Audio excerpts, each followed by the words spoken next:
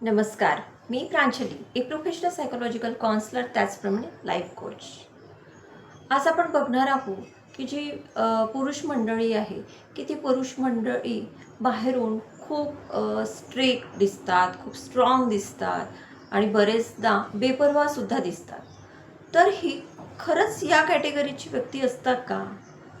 तर सायकोलॉजी असं सांगतात की जे व्यक्ती वरून खूप कठोर, स्ट्रिक्ट सॉरी स्ट्रिक्ट दिसतात, त्या आतून तेवढ्याच मुलायम असतात, नरम असतात. त्यांना भीती वाटते. त्या प्रत्येक गोष्ट कंट्रोलमध्ये ठेवण्याचा प्रयत्न करतात. बरेचदा ते व्यक्ती भावनिक बाउंड्रीज आखून ठेवायचं काम करते. म्हणजे साधारणतः त्या व्यक्ती जेव्हा कठोर वागतात किंवा बरेचदा त्या फार कमी बोलतात, तर हे का होतं? असं नेचर का होतं? मग त्यांचं ओरिजिनल बालपणापासूनचं नेचर असंच आहे का? तर नाही. आपण याआधीच्या एका व्हिडिओमध्ये बघितलं आहे की बालपणामध्ये काही त्यांच्या भावना समजून घेतलेल्या नसतात आणि त्याच्यामुळे त्यांची एक सायकोलॉजिकल सायकल त्यांच्या मध्ये निर्माण होते आणि त्यामुळे मग ते व्यक्त होणं टाळतात. मग हे जे व्यक्ती असतात, ते ह्या व्यक्तींच्या मनामध्ये खूप उलथापालथ सुरू असते. त्यांच्या डोक्यामध्ये एवढी उलथापालथ सुरू असते की आपण त्याचा अंदाजसुद्धा घेऊ शकत नाही. पण दिसताना ती व्यक्ती आपल्याला अगदी शांत आणि समंजस वाटते. त्या उलट जी व्यक्ती बोलून जातं, काही चिडून बोलतात, काही भांडून बोलतात, त्या व्यक्तींची डोकं या व्यक्तींच्या कंपॅरिझनमध्ये शांत असतं. मग अशा व्यक्तींचं होतं काय? त्याचा सगळ्यात जास्त त्रास कुणाला होतो? तर अशा पुरुषांचा सगळ्यात जास्त त्रास म्हणण्याऐवजी आपण म्हणू की त्यांचं ट्युनिंग जमत नाही ते त्याच्या बायकोसोबत. बायकोची अपेक्षा असते की मी काय जे बोलती आहे, मी ज्या काय भावना व्यक्त करते आहे, त्या माझ्या नवऱ्याने समजून घ्याव्या आणि त्याने सुद्धा त्याच्या भावना माझ्याजवळ व्यक्त व्हाव्या. परंतु या व्यक्तींनी भावना दाबून ठेवण्याची जी काही लहानपणाच्या आघातामुळं किंवा लहानपणी त्याला मिळालेल्या जो काही वातावरण आहे, त्यामुळे त्याची सायकोलॉजिकल सायकल तशी झालेली असते की तो व्यक्त होऊ शकत नाही. त्याला व्यक्त व्हायचंही असेल तरी त्याची सायकल त्याला बांधून ठेवते आणि तो व्यक्त होत नाही. मग अशा वेळेस त्याच्या डोक्यामध्ये एक विचाराचा गोंधळ निर्माण असतो, तो अशांत असतो. म्हणजे तो व्यक्ती काय करतो की त्या व्यक्तीची एक द्विधा मनस्थिती झालेली असते. तो बायकोवर प्रेम तर खूप करतो, बायकोच नाही, आपण कुठलीही व्यक्ती धरू शकतो, मैत्रीण धरू शकतो, प्रियसी धरू शकतो, पण बायको ही सगळ्यात जवळची असते म्हणून मी बायको हा शब्द वापरत आहे. तो एक डिस्टन्स ठेवायला लागतो. मग त्या बायकोला असं वाटतं की हा नेमका कसा आहे, आपला नवरा नेमका कसा आहे. कधी तर हा खूप काळजी घेतो, खूप प्रेमाने बोलतो, की तिला वाटतं की सगळ्यात नशीबवान बायको मीच आहे. परंतु काही दिवसांनी किंवा कधी कधी त्याच दिवशी किंवा त्याच आठवड्यात त्याचं एक वेगळंच रूप होतं, समोर येतं की तो अगदीच अलिप्त राहतो.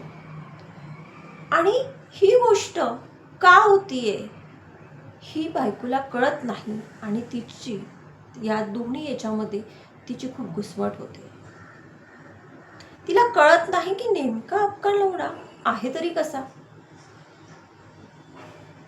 तर यावेळेस काय होतं की त्या व्यक्तीला जेव्हा वाटतं, प्रेम वाटतं, तो व्यक्ती त्या दुसऱ्या व्यक्तीच्या जवळ जातो, त्या व्यक्तींनी शेअर केलेल्या भावना सुद्धा एक्सेप्ट करतो, कुठे कुठे स्वतःही थोडा शेअर करतो.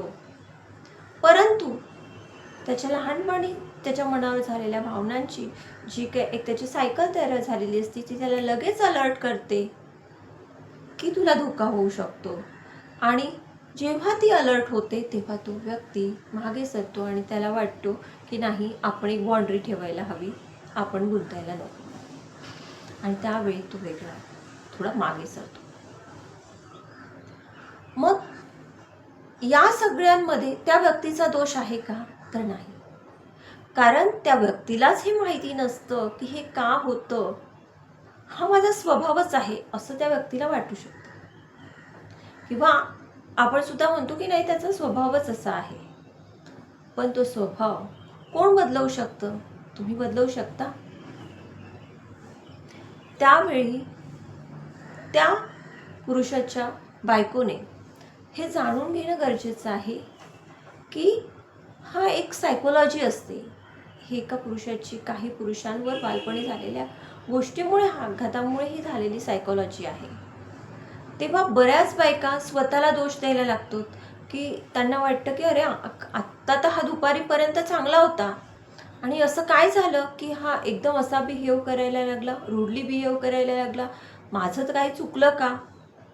आणि माझं काही चुकलं का ही एक मनात गिल्ट घेऊन त्या जगत असतात.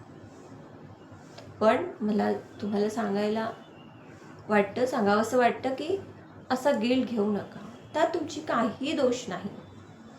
बऱ्याच ठिकाणी आपण असं म्हणतो की मग मी त्याच्यावर किंवा त्या व्यक्तीवर खूप प्रेम केलं, त्याला जीव लावला, तर तो व्यक्ती यातून बाहेर पडेल का? तर नाही. सायकोलॉजी सांगतो की नाही. मग हा व्यक्ती या सायकोलॉजिकल कंडिशनमधून कधी बाहेर पडू शकतो? जर त्याने स्वतः एक्सेप्ट केलं की हे आपल्याला होत आहे, आपल्यासोबत होत आहे, आणि योग्य समुपदेशन घेतलं. परंतु ते समुपदेशन घेण्यात ज्या काही समुपदेशकाने सांगितलेल्या गोष्टी आहेत त्याने त्या ॲक्टिव्हिटीज केल्या तरच ते पॉसिबल आहे. परंतु ते करणं हे फक्त आणि फक्त त्या व्यक्तीच्या हाती आहे, दुसऱ्या तिसऱ्याच्या कोणाच्याही हाती नाही. तेव्हा माझ्या समस्त महिलांना विनंती आहे की तुम्ही अशी कंडिशन जर तुमच्या घरी असेल तर तुम्ही स्वतःला गिल्ट वाढवून घेऊ नका.